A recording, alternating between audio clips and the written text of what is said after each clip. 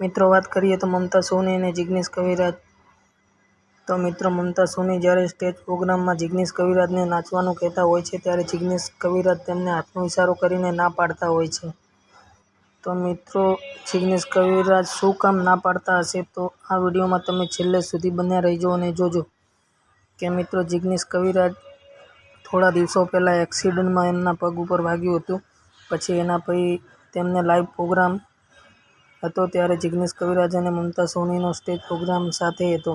ત્યારે મમતા સોની નાચતા હોય છે ત્યારે જિગ્નેશ કવિરાજને તેઓ ઇશારો કરતા હોય છે નાચવાનો. પછી મિત્રો જિગ્નેશ કવિરાજ એમને હાથનો ઇશારો કરીને નાચવા માટે ના પાડતા હોય છે. જુઓ મિત્રો આ વિડીયોમાં તમારે છેલ્લે સુધી જુઓ અને અમારી ચેનલને લાઈક, શેર અને સબસ્ક્રાઈબર કરો મિત્રો.